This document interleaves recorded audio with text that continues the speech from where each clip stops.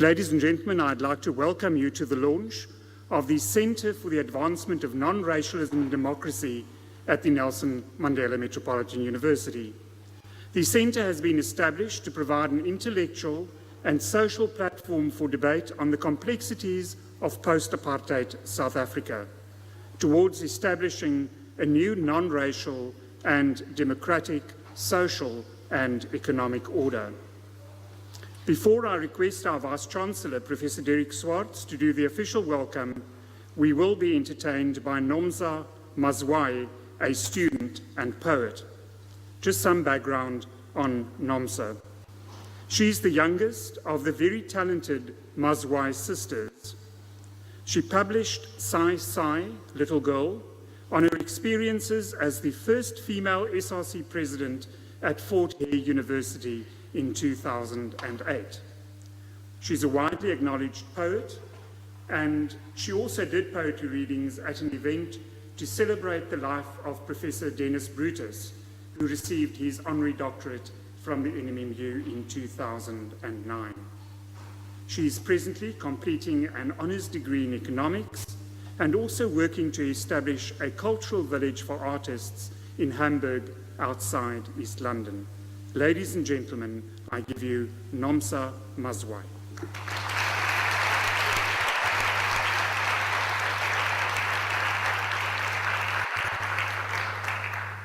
Ebony and ivory.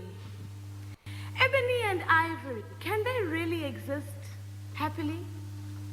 Ebony has a history and ivory seems to have a legacy to hurt. Stocks and numbers reverberate, the dollars exploding, the Zim dollars eroding, corroded by something we don't know. Ebony and ivory, is this some conspiracy?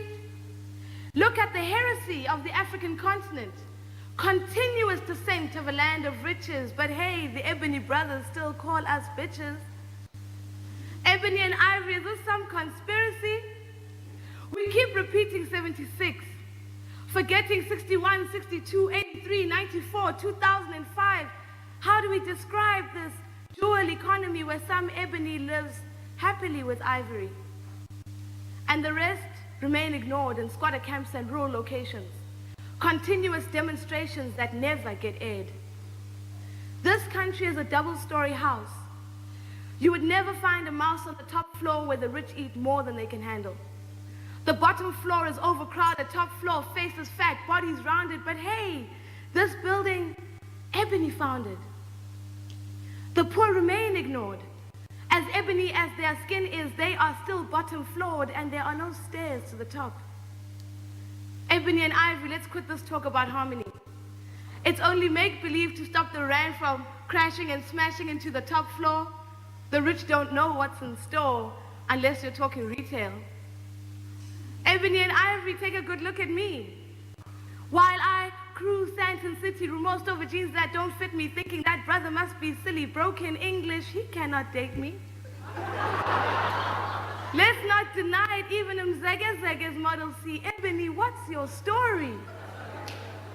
What's the liberation if we can't stand each other? Celebrate our heritage together. June 16, celebrations for the masses. Later on, Club Vogue for the upper classes. Come on, Ebony. Quit trying to be ivory. And next time you want to battle me, come at me like Sudan and do me on some Once Upon a Time in Africa.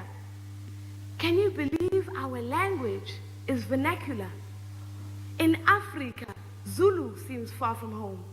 Homes are no longer dome-shaped, the African sun shines, and in our minds, only ivory has the intellect to build. And culture is killed, along with history, ebony and ivory. This is really interesting. How were we living before the ships and the stealing? Was it black? Can you think back? Nothing happening, nothing to believe in. Did we have life to breathe in? Then I think we were definitely living.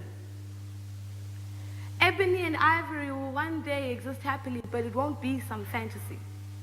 Don't bow down to the ivory. Reconciliation does not mean you can walk all over me. I've met ivory that haven't changed the face of rugby. What is it now, 16 years of democracy? What are you trying to tell me? It's the same in cricket, these atrocities. I'd like you to explain why the West Indies an Ebony team give you a run for your money. And the ivory that can only be opposition, making senseless commotion. Can you find an individual position and some argument with innovation? But hey, it's not all as easy as ebony and ivory. We can't sum it up all so simply. Top-flawed ebony and racist ivory are equally enemy to the public policy. That's right, top-flawed ebony and racist ivory are equally enemy to the public policy. Ebony and ivory.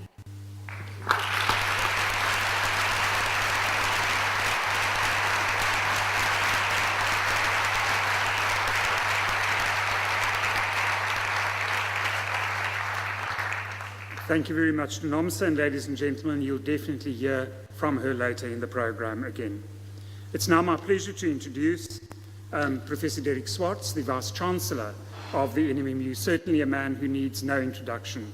Professor, over to you to do the official welcome and some introductory remarks. Thank you, Peter. Good afternoon, colleagues. It gives me great pleasure to welcome all of you on behalf of Nelson Mandela Metropolitan University at the launch of a new center, the acronym of which is Canrad, Center for the Advancement of Non-Racialism and Democracy. And I know that's a bit of a mouthful, but over time you will recognize this acronym both here and hopefully also much elsewhere.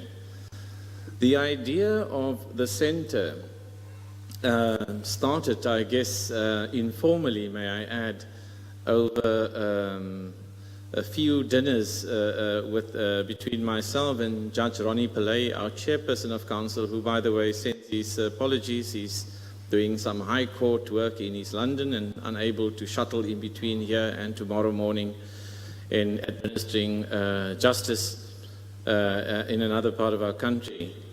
And we had a series of sessions right at the beginning of the start of my term some 2 years ago, over a few glasses of wine and copious amounts of sushi. And so, of course, the tongue started getting more liberal and the imagination a bit more expansive than otherwise being the case.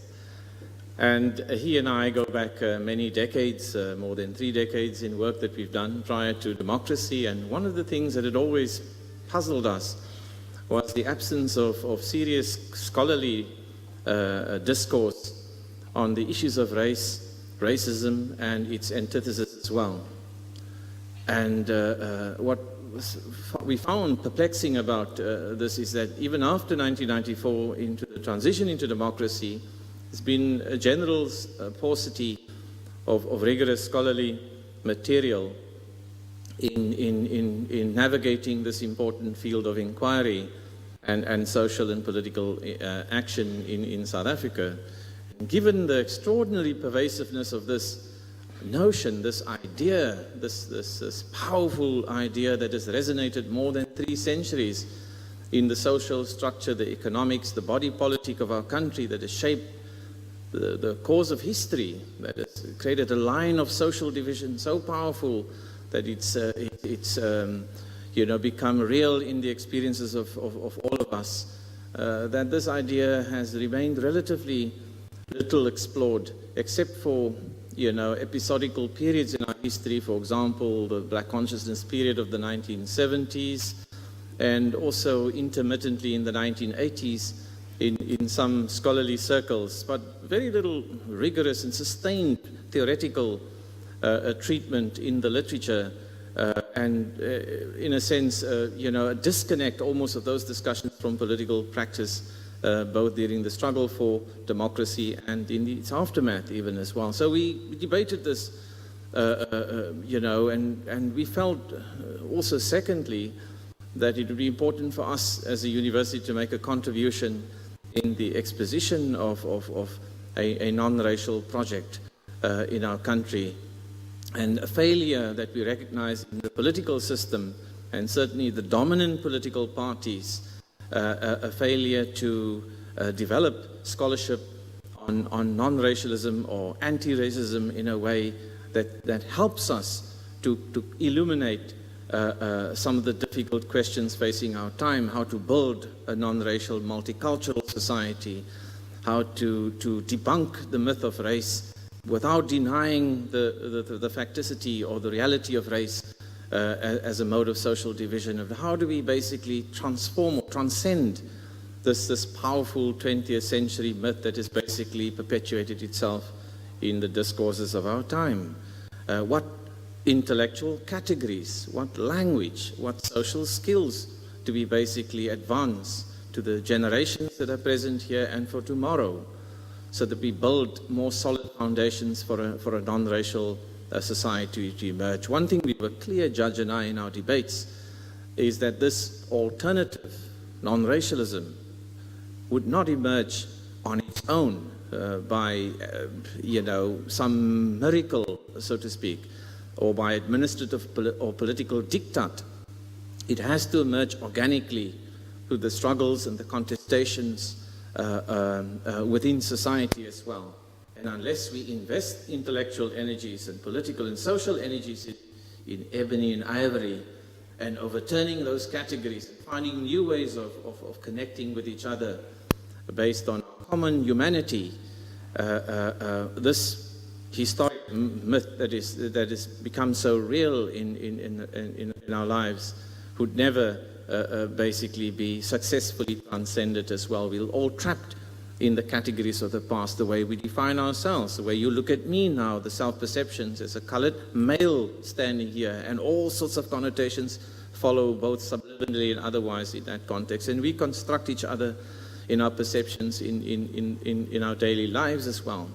How do we help ourselves in contemporary South Africa to find an alternative way of looking at ourselves and treating each other and building social structures of democracy that can successfully supplant this very divisive and phenomenon of race, so to speak? And in our debates, we began then to say that there is a need for us to set up a facility, a center, or an institute that can make a contribution towards radical and progressive thinking on the mythologies and the alternatives to race and racism in our society, and to help our country and young people in schools, for example, in community groups and so on, to grapple with basically constructing new identities, as they are doing anyway in their own way as well, to develop a common language, a lingua franca, that can be based on something much different from the categories that we've inherited from the past, so that we don't, in trying to undo the damage of race, we are also essentializing or reifying the very categories that brought us here into this quagmire, or this crossroads, so to speak, as well, or this, a dead-end street, so to speak. How do we deconstruct those categories in a way that can be emancipating and liberating, without denying the undeniable historic legacies of the past and the material or the structural conditions that underpin those categories? How do we contest and transform those structures of domination, but in doing so, we don't reproduce the very divisions that has brought us here into this moment in the first instance? So that's the conundrum, the paradox, I guess, that Judge and I spent many hours debating, I have to say. And I felt also in this discussion with Judge Pillay that therefore you cannot, in our view, conceivably successfully contest, let alone transform, notions of race and racism, unless you also link that to questions about democracy. In other words, that it's not only the psychosocial dynamics of race and how we perceive each other and the stereotypes embedded into that, and there's been many volumes written about this over the years. It's not only those things that are important, but on their own, they're insufficient as a condition for successful transformation. You'd have to connect the struggles against racism